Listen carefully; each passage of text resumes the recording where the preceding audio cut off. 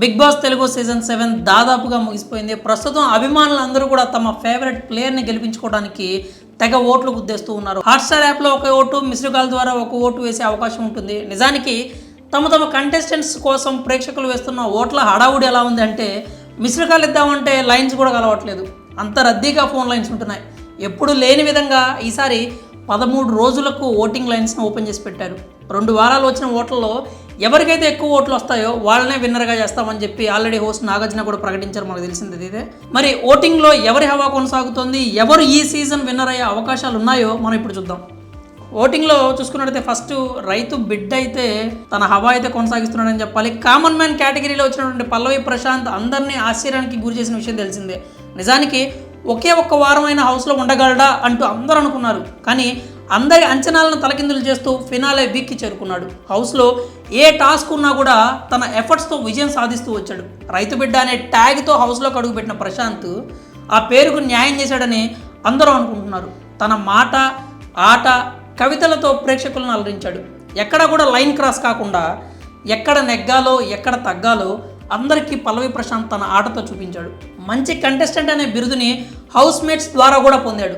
మన వాయిస్ ఎక్కడ వినిపించాలో అక్కడే వినిపించాడు. నామినేషన్స్లో తగ్గేదేలే అంటూ ఎదురు ఎవరున్నా కూడా విరుచుకుపడ్డాడు.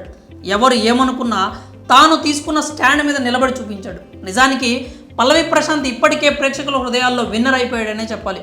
ఇంకా ఓటింగ్లో కూడా రైతు బిడ్డ హవా కొనసాగుతోంది. నిజానికి దాదాపు అన్ని నామినేషన్స్లో రైతు బిడ్డ టాప్ ఓటింగ్తో నెగ్గుకొచ్చాడని చెప్పాలి. అతనికి స్వతహాగానే సోషల్ మీడియాలో మంచి ఫాలోయింగ్ ఉంది. ఆ క్రేజ్ ఇప్పుడు బిగ్ బాస్ హౌస్లో బాగా అక్కడికి వచ్చింది. మళ్ళొచ్చినా అంటే తగ్గేదేలే అంటూ టైటిల్ రేస్లోకి తీసుకొచ్చాడు. ఒకవేళ రైతు బిడ్డ టైటిల్ కొడితే కామన్ మ్యాన్గా వచ్చి చరిత్ర సృష్టించిన వాడు అవుతాడు. తర్వాత ఓటింగ్లో చూసుకున్నట్టే అమర్ హవా కూడా ఉంది.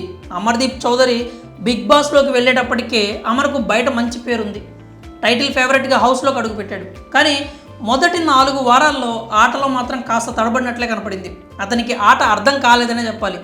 చాలా విషయాలను అర్థం చేసుకోవడంలో ఇబ్బంది పడ్డాడు. కానీ ఇదంతా నాణ్యానికి ఒకవైపు మాత్రమే.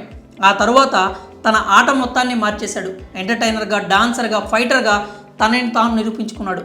దాదాపుగా అన్ని వారాల్లో నామినేషన్స్లో ఉన్నాడు. కేవలం ఒక్క వారం మాత్రమే అమర్కు నామినేషన్స్ నుంచి విశ్రాంతి దొరికినట్లయింది. కానీ ఎక్కడా కూడా తన ఫ్యాన్స్ తనను తక్కువ చేయలేదు. అదిరిపోయే ఓటింగ్తో సేవ్ చేసుకుంటూ వచ్చారు.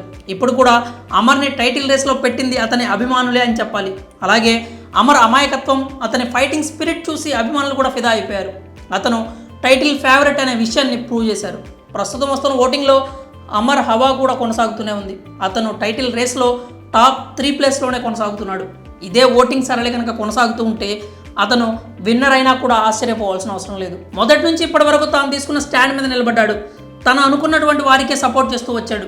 ప్రేక్షకులకు కూడా అదే పాయింట్ బాగా నచ్చింది. తర్వాత ఓటింగ్ సరళిలో చూసుకున్నట్టయితే శివాజీ దూకుడు కనిపిస్తోంది. బిగ్ బాస్ హౌస్లో ఉన్న కంటెస్టెంట్స్లో శివాజీనే పెద్దవాడు. ఆటలో, మాటలో, ఓటింగ్లో కూడా ఆ విషయాన్ని నిరూపించుకున్నాడు. ఎక్కడా కూడా తగ్గకుండా ఓటింగ్లో దూసుకెళ్తున్నాడు. మొదటి నుంచి తాను తీసుకున్న స్టాండ్ మీద శివాజీ నిలబడ్డాడు.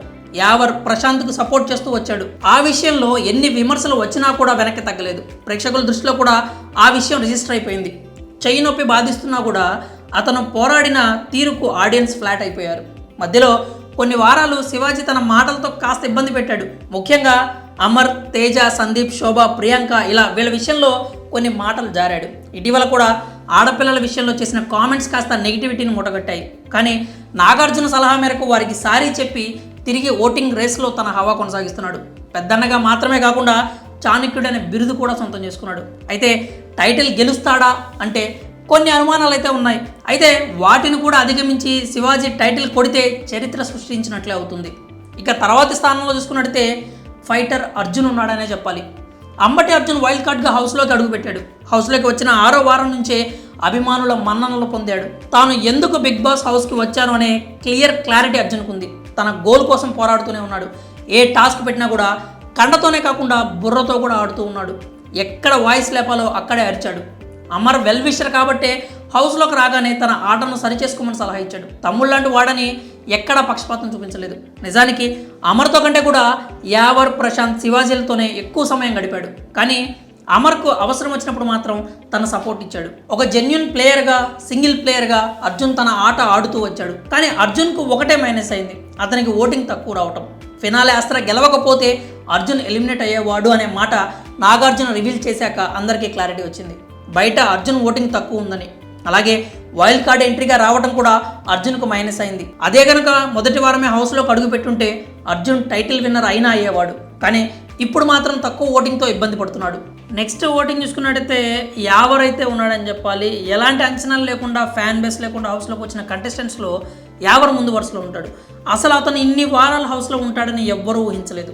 బిగ్ బాస్ కూడా ఇతన్ని సెలెక్ట్ చేసే సమయంలో ఇది ఊహించి ఉండరు. కానీ ఒక ఫైటర్లా హౌస్లో పై చేయి సాధించాడు. ఏ టాస్క్ వచ్చినా కూడా కండతో నెగ్గుకొని వచ్చేవాడు. భాష రాకపోయినా తన వాయిస్ని బలంగా వినిపించేవాడు. నిజానికి యావర్ తెలుగువాడై ఉంటే హౌస్లో ఉన్న ఎంతోమంది కంటెస్టెంట్స్ గట్టిగా క్లాసులు పడి ఉండేవి. కానీ తన వాదన వినిపించడంలో మాత్రం యావర్ సక్సెస్ అయ్యాడనే చెప్పాలి. టాస్కుల్లో, గొడవల్లో ఎక్కడా కూడా తను ఎవ్వరికి తీసిపోనని నిరూపించుకున్నాడు. ఎంటర్టైన్మెంట్లో కాస్త వెనకబడిన విషయం తెలిసిందే. అలాగే కొన్ని వారాలు అతని టెంపర్ అతనికి బాగా మైనస్ అయింది. కొంత ఓటింగ్ దూరం కావడానికి కూడా ఆ టెంపరే కారణంగా చెప్పొచ్చు. ఆ టైంలో కొంతమంది అభిమానులు యావరకు దూరం అయ్యారు. అలాగే అసలు ఫ్యాన్ బేస్ లేకపోవడం కూడా పెద్ద మైనస్ అయింది. ఇప్పుడు ఓటింగ్లో టైటిల్ రేస్లో లేకపోయినా కూడా ఉన్నవారికి మాత్రం యావర్ గట్టి పోటీ ఇస్తున్నాడు. ఎలాంటి అంచనాలు లేకుండా వచ్చి ఈ మాత్రం టైట్ ఫైట్ ఇచ్చాడంటే యావర్ని తోపనడంలో ఎలాంటి అభ్యంతరం లేదు. ఇక నెక్స్ట్ ఓటింగ్ పొజిషన్లో ఉన్నది ప్రియాంక జైన్.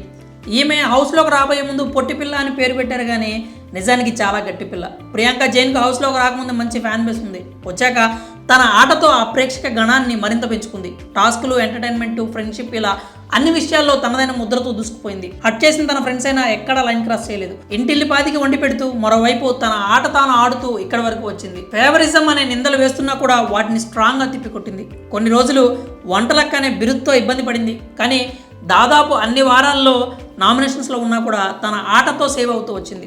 చాలా అవకాశాలు చేతికి అందినట్లే అంది, దూరంగా పోయాయి. అయినా ఎక్కడా కుంగిపోకుండా గట్టి పిల్ల అనే బిరుదు సొంతం చేసుకుంది. తన ఆట తానే ఆడింది, తనలో తానే బాధపడింది, నిందలు మోసింది, చివరకు ఫైటర్గా పేరు తెచ్చుకుంది. ఫినాలే వీక్లో అడుగుపెట్టిన ఏకైక లేడీ కంటెస్టెంట్గా చరిత్ర సృష్టించింది. బిగ్ బాస్ వల్ల ప్రియాంకకు మంచి ఫ్యాన్ బేస్ క్రియేట్ అయింది. కానీ టైటిల్ రేస్లో మాత్రం ఆమె పేరు వినిపించడం లేదు. ఓటింగ్లో మాత్రం టైటిల్ ఫేవరెట్స్కి గట్టి పోటీ ఇస్తోంది. మరి ఈ బిగ్ బాస్ తెలుగు సీజన్ 7లో ఎవరు విన్నర్ అవుతారని మీరు అనుకుంటున్నారు? మీ అభిప్రాయాలు ఏంటో కామెంట్స్ రూపంలో తెలియజేయండి.